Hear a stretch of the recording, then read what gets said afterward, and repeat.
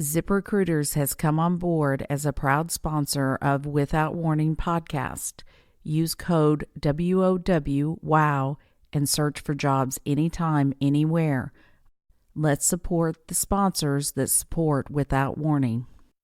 Warning: the following episode contains details about sexual violence and elements that are graphic in nature.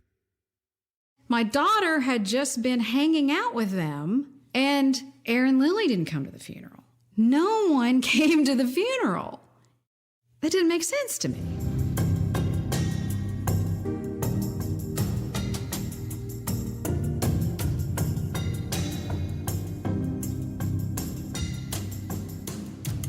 The Lauren Agee case was hastily closed by authorities, but many questions remain. Come behind the curtain with private investigator Sheila Wysocki as she uncovers the truth about what happened to Lauren. This is Without Warning. No one would choose a job like this to investigate murders of children or a murder in general. That is a job that chooses you. And I have tried to stop doing it several times, but I keep being pulled in because of the desperation of these families. And I understand what these families have gone through because of my roommate, because I went through the process. And I know what they tell families, what they don't tell families, and the process of getting someone to listen or care. I related to Sherry Smith.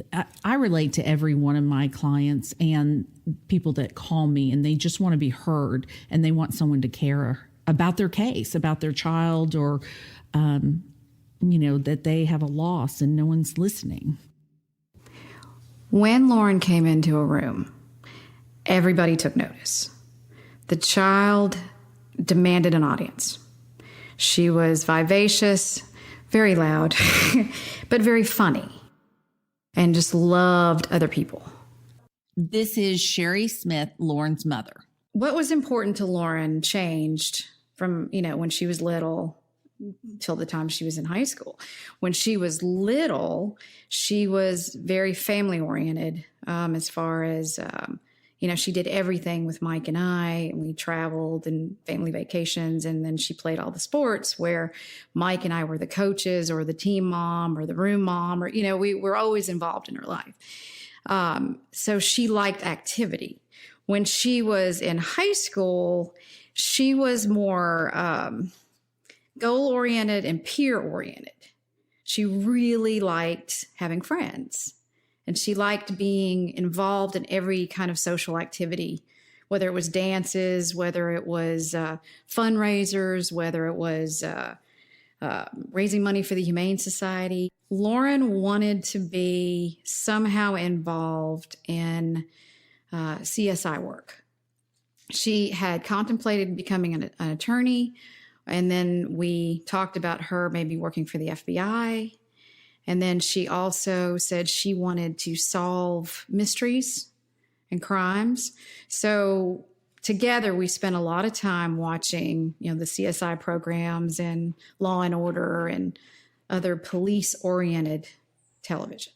During the summer of 2015, Lauren was, getting ready to start back to school. In fact, we had just registered for classes at Ball State, and she was so excited because she was starting all the CSI classes. And so that's all she could talk about.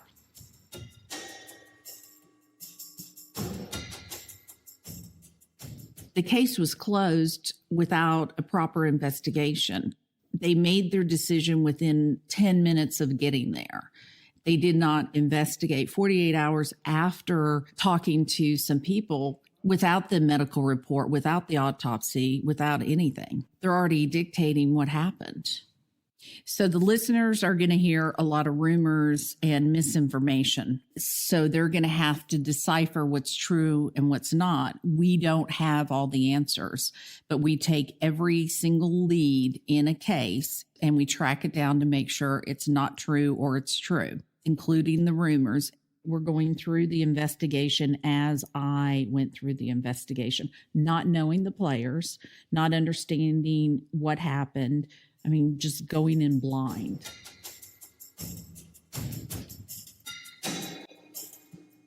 Let me guess, you heard we burned down the campsite? Yeah. Yeah, that's a rumor. That's why I'm asking. Yeah, I know. Like I said, that's my favorite rumor. We want to close this case. It's not going to close if people don't cooperate. It's just not. I know. People are horrible. You know, I heard so much all the way down to the point that people were saying they heard that I for sure did it. They actually, and this is the funny part, said that you said that I tied her up with ropes and dragged her, burned the campsite so the evidence would be gone. Like, people are crazy. Those are Lauren's friends who were with her at Wakefest the night she died. The following audio is between Jeremy Taylor and Aaron Lilly. Jeremy Taylor is the DeKalb County investigator in charge of Lauren's case. Aaron Lilly was one of the campers. Yeah, dude, I heard LD was said that Lauren had jumped off the cliff and got a concussion or something. I'm like, where did this come from? When was that kid ever there other than when I kicked him out? Everyone's hearsay, back when I was in school, I remember we used to get 12 people in a circle. The teacher would give you a note, you take that note, you read it real quick, and you crumble it up, you gotta tell it to this person. By the time it gets all the way around 12 people, it's none of it is the story that you just read on that paper. It's just unbelievable, man.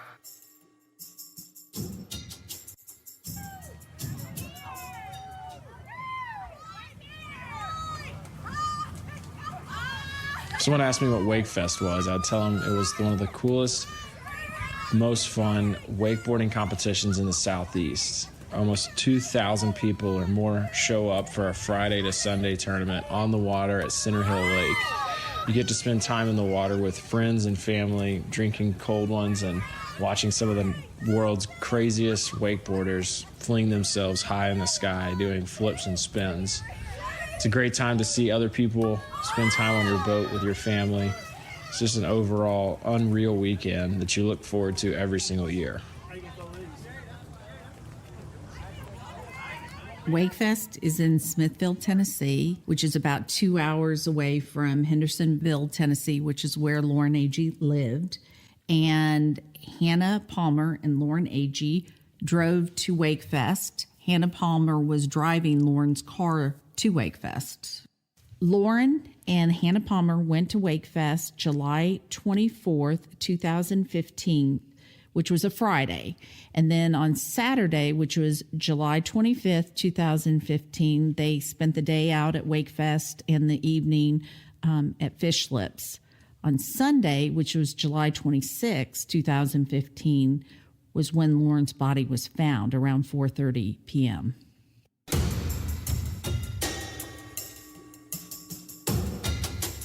From the time I went to sleep to the time I went awake, there's nothing. It's just a void of what was she doing? What was she thinking? Was she yelling for me? Was she peeing? Was she with somebody else? I don't know. Chris Yarchuck was an off-duty White County police officer, head of security for Wakefest. Hannah Palmer and Chris Yarchuck were on a pontoon boat when Chris Yarchuck turned on his cell phone recorder. You will hear the actual tape of Chris Yarchuck and Hannah Palmer the moment they are finding Lauren's body. Did you guys go to a houseboat after, or walk the dock, or do anything after you left the bar? Yeah, when we left the bar, when you last saw her, we walked all the way down, got in the canoe, and went up there. Okay. And she was fine when we went. I know she probably went to pee, but she didn't have her shoes, she didn't have her keys, wallet, phone, and she would not leave without that stuff, Yeah. I've known her since I was 10. I know she wouldn't leave without that.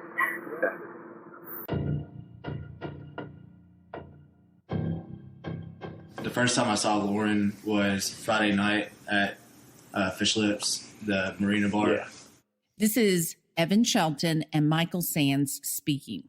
Michael Sands was the first private investigator that Sherry Smith got in contact with about Lauren's case. Evan Shelton's the third party with nothing to gain. He is the one who can tell the truth without losing anything. And he knows Lauren. He's known Lauren for a while. He knows how she behaves, what her attitude is, how she reacts to things. And he saw her when she left. He's hugely important. I think those first accounts, the first-hand accounts, are very important. And then I saw, I saw them again Saturday night at Fish Lips, and I hadn't seen them during the day up until that point. Saw them Saturday night, and we're just, at the marina having a good time, dancing around, just having a good time. And then we all left, and I guess the next time I seen either one of them two, either one of Hannah or Lauren, was in the Sunday morning. Me and my cousin Clint, we were getting ice from the marina dock, not the Fish Lips bar, but the marina over there. Floating dock over there. Yeah. And we're getting ice, and whenever we were on the way back to our boat, we passed by Hannah's boat, whoever she was with, I guess all the people that they were with. But she asked me and Clint if we had seen Lauren that night after she had left Fish Lips, or it's a tear, or if we had seen her that morning. And, we both said, no, we haven't seen her. And she said, well, we haven't been able to find her this morning, so if y'all hear from her, just let us know. And you familiar with Chris Stout? You know him? Chris Stout? Chris Stout? No, I have no idea who he is. You know Aaron Lilly? No idea. Hannah Palmer? I know her. Okay. Do you recall what color shorts she was wearing? I am colorblind, but I do. I would say I'm about 95% sure that she had on some white, at least extremely bright, like whitish colored shorts. Can you start what Lauren's condition was leaving the bar that Saturday night? She had a few beers, but she was, in my opinion, not drunk. Okay.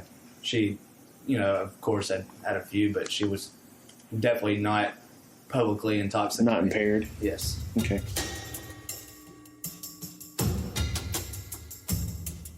The boys are Aaron Lilly, Chris Stout, and Brix Gambrell. The camp was set up by Brix Gambrell and Aaron Lilly before Lauren and Hannah Palmer got there. The camp was on top of a cliff, which is federal land, at Pates Ford Marina. There was a video of Lauren, Hannah Palmer, and Samantha Arnold on a canoe going over to the cliff. In the video, you hear, "We're going into a death trap." I find it interesting. That's where Lauren died.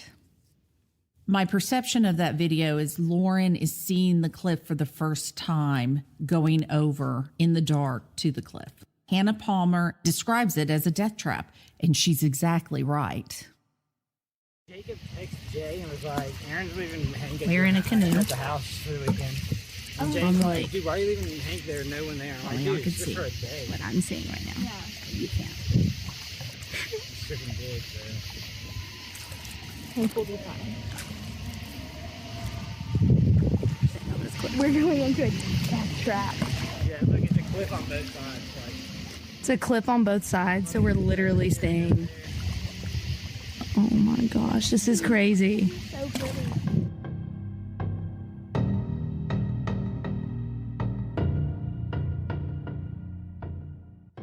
Here's the biggest thing about that campsite, and this is talked about when I interviewed Hannah in Florida. When I asked her when she thought about Lauren being gone, she noticed her purse, her phone, and her shoes. When she went down to the bottom of the cliff that morning, I asked her, was the canoe still there? That's when she hesitated.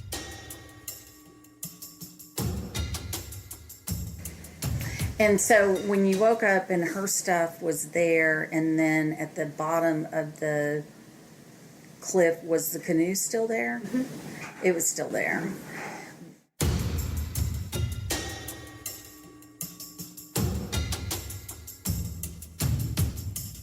Evan was the last person to see Lauren alive. I asked Lauren where she was staying at, and she kind of pointed outside of Fish Lips and said, "You see those lights up there on the side of the cliff? That's where our cabin is." And she kept on saying cabin, cabin, cabin. So whenever I heard that they were sleeping in E-News or whatever they're called, I was like, well, I thought you were sleeping in the cabin.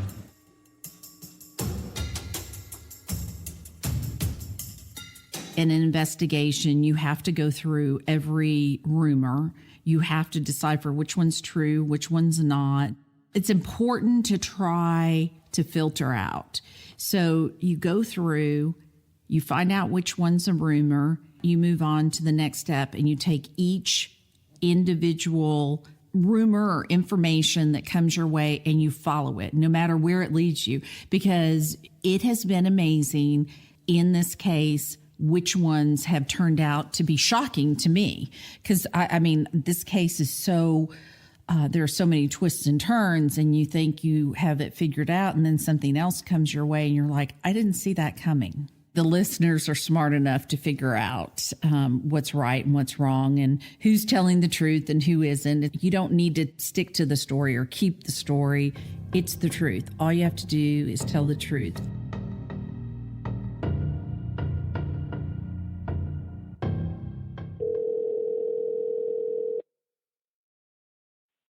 Hey. Hey, sorry that I keep bothering you. Oh, no, you're not bothering me. I've been slammed today. I've had some stuff come up. This is Ryan Melanson, who was the off-duty police officer that was at Wakefest the entire weekend, who was immediately at the scene after they found Lauren's body. I was a patrol sergeant at the Wake County Sheriff's Department at the time. And when you were on, July at Wakefest, why were you at Wakefest? I was working a security detail for Fish Lips Marina, providing security. Fish Lips is a floating bar. The bar is it's floating out on the lake. They serve alcohol, and it's a restaurant / bar. They serve food and alcohol. Fishermen came rolling up to the dock on a fish boat, and he told us that there was a body floating in the water that he thought was a small child. And it was at that time that myself and Yarchuck got on another boat, a pontoon boat, and followed the fisherman's boat out to where he thought he saw the body, and that's when we discovered her body. And can you describe the scene when you arrived?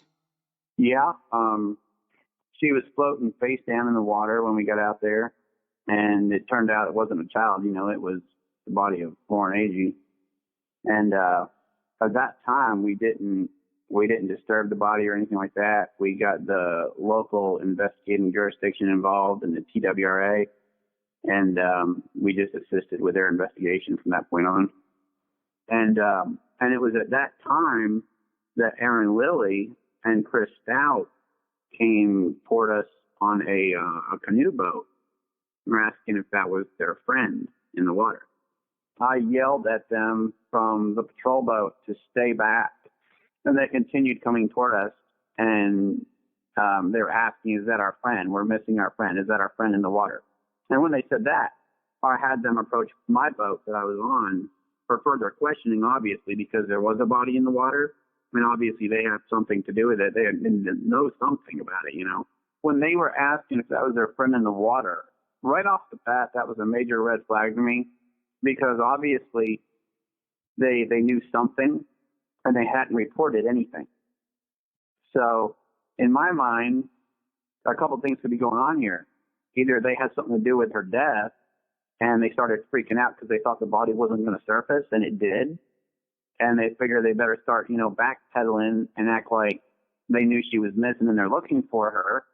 Or, they just panicked and they didn't know what else to do. So instead of trying to hide from us, they figured they'd come forward and try to, act like they were innocent right from the get-go. Their body language was like slightly robotic. They were scared to death. They weren't relaxed at all. And it wasn't a concern kind of robotic. movement they had going on. It was their minds were racing and their hearts were pounding, and they were just freaked out because I think it was a surprise to them that the body was actually found. I don't think they planned on that. So they were really stressed out to the max. And then when they were asking if it was their friend and everything, which they already knew it was their friend, when we told them what we had in the water, after we had them describe what she looked like to us first, and then when we confirmed that, this body floating in the water, yeah, it kind of matches that description. They weren't surprised. They already knew it. It was no shock to them. And there was really no remorse. It was an employee from the marina, which I can't remember his name. Harry. And then it was Chris and Aaron and myself. We're all sitting down on the boat, floating around. The TWRA and the investigating law enforcement agency is at the crime scene, investigating the crime and everything at this point. And at this point, one of the investigators from that jurisdiction wanted Aaron and Chris to come to the campsite, and they wanted to talk to them at the campsite for a minute. So we got on. We were still on the boat at this point. We went out to the island where the campsite was at, that ledge there, and Aaron went up with the investigator, and that's when Aaron came back down with he came back down off the cliff with a totally different look at everything, a totally different mindset on everything, because he knew when that investigator was up there processing what was a crime scene and treating it like it wasn't. I think Aaron, his life kind of came back to him a little bit at that point, because he realized that there's no way these guys are going to figure out anything that happened here just based on what that investigator showed him. Aaron was acting like he was falling asleep on the boat. Chris was all jittery, like, he acted like he was high. The kid was just wigging out pretty bad. And every time he went to talk, it didn't matter what it was about. It didn't even have anything to do with pertaining to Lauren. Aaron would tell him to shut up. He didn't want him to talk about nothing. Just shut up, he kept telling him. Because I started talking to Chris about, so what do you do for a living anyway? What do you do for a job? You got a job? And that's when he'd tell me, I dispose of human body parts and everything. And I'm like, human body parts? He's like, yeah, all the amputees and stuff that comes from the hospitals. And I'm like, it sounds like a gruesome job. And then I got him talking about stuff. And then when it started to get a little bit too deep or something, Aaron would just butt in there and tell him to shut up. And that's when Chris was just kind of in a daze staring at my sidearm as I was sitting across from him on the boat. And he just kind of like went into zombie mode, just staring at it. I couldn't tell what he was thinking. So I just asked him. I'm like, what are you thinking over there, man? He's like, well, I'm just thinking about how I can get that gun off your hip and get off this boat. I'm like, buddy, if you try to go for my gun, it's not going to work out the way you think it's going to. And I said it jokingly because, I realized he said it kind of jokingly too. And then about 10 minutes later, he said the exact same thing again. And that's when the guy that was operating the boat told Chris, he's like, you better just keep your mouth shut and sit right where you're at. He's like, if you try to go for that officer's gun, it's something bad's going to go wrong for you. And then Chris chilled out a little bit and they both sat there from that point and just waited the time out until we came into the shore.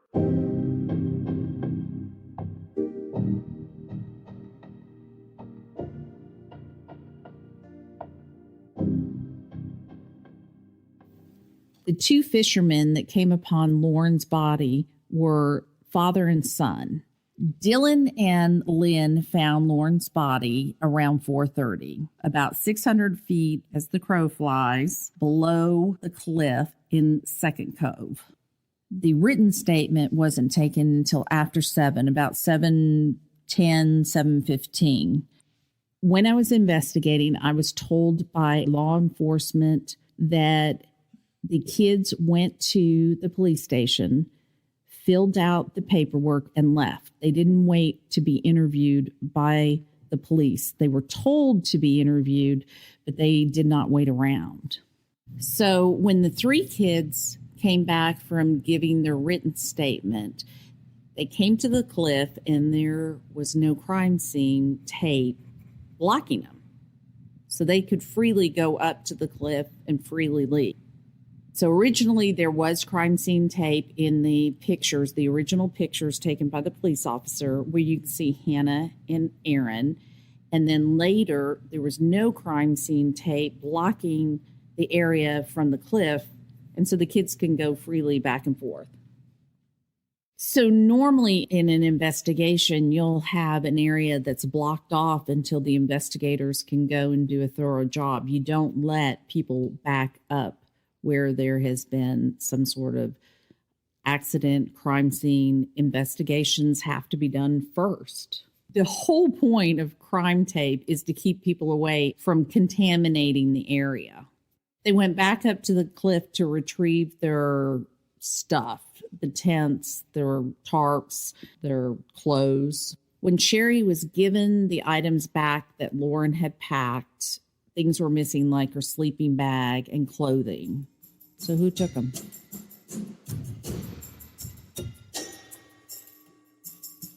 When you get to know Sherry, you absolutely get to know Lauren. There's such a determination between Sherry that I think Lauren had. This is Sherry Smith, Lauren's mother. So when Lauren didn't come home on Saturday, Michael and I were very worried, but she's almost 22 years old. And we were thinking, okay, well, maybe she has decided to go see Chase, or she maybe stayed an extra day at this Wakefest event. But we were still worried. And Saturday night I was blowing up her phone and she was not responding. So, of course, my mommy sense went up and I started thinking, okay, surely one of her friends, if there was something wrong, would reach out to me. Well, Sunday morning I got up, still hadn't heard from her. I went to work showing property. And by the end of the day, I was in full-blown panic mode because I could not reach her on the phone and I didn't know what was going on. I was actually preparing to get in my car and drive there and see if I could find her. I had reached out to Chase, her boyfriend. He hadn't heard from her either. The phone number I had for Hannah was not working. Nobody was answering it. So I really was starting to get very concerned. Michael and I came home and we were alarmed when a police officer came to our front door and said, are you Lauren Taylor Agee's parents? There's been an accident in DeKalb County and you need to come to the hospital as soon as possible. Now, being a parent, your mind goes all different directions. And you think, okay, please God, if she's been in an accident, let her be, okay. She's in the hospital, maybe, it's all going to be all right. But we got in the car, we drove like crazy people as fast as we could, got to the hospital, and they made me sit in the emergency room or whatever what that room was for 15 to 20 minutes while I kept asking the lady behind the counter, can you please tell me something about my daughter? And she said, ma'am, you're just going to have to wait. So we waited. And then Jeremy Taylor from DeKalb County Sheriff's Department, he walks in and he says to us, come with me. And we went into a private room and he said, I need to tell you that your daughter didn't make it. She's dead. Every mother's worst nightmare is to hear something like that about your child.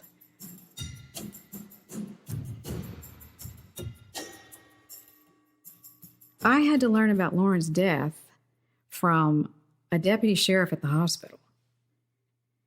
Lauren had been with these people, supposedly with these people, Friday night and Saturday, and then I hear about it Sunday night that she was missing. Why? What? Who does that? So when I was told that her injuries were possibly from cliff jumping In fact, we were told that at the hospital. Jeremy Taylor said, from what I understand, your daughter was cliff jumping and she was knocked unconscious for a few seconds and had injuries.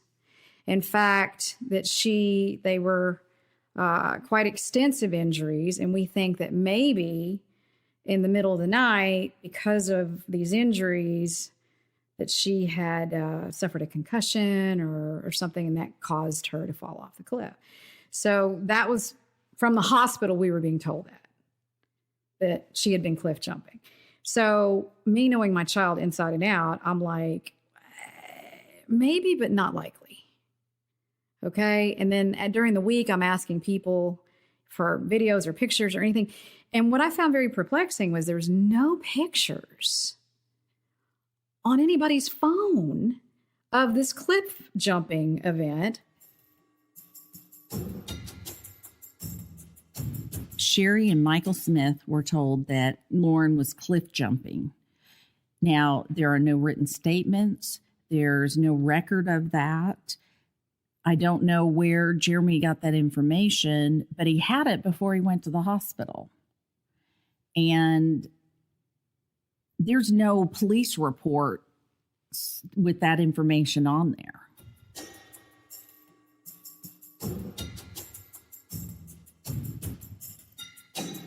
My daughter had just been hanging out with them, and Aaron Lilly didn't come to the funeral. No one came to the funeral. That didn't make sense to me. So I questioned that.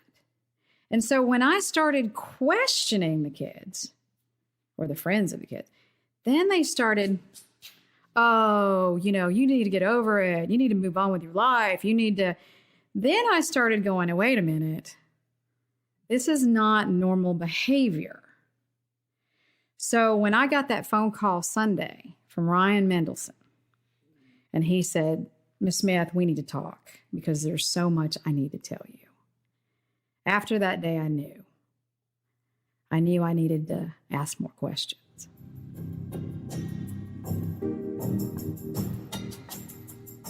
Lauren's family gives their full permission for any and all details to be shared in hope that the truth will come out. If you know anything at all, call 1-888-599-0008 or email tips@SheilaWysocki.com. This season on Without Warning. Who did? Hannah.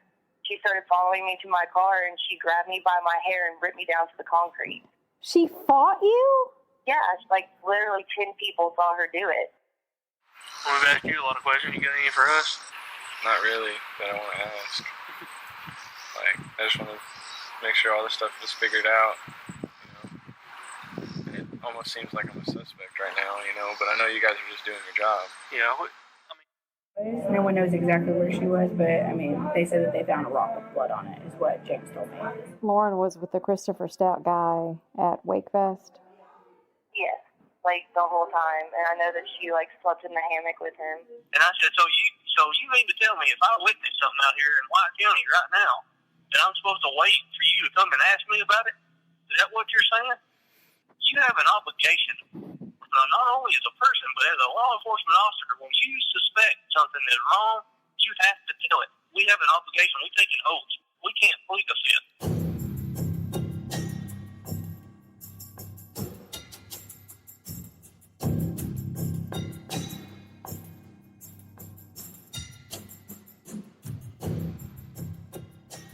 Without Warning.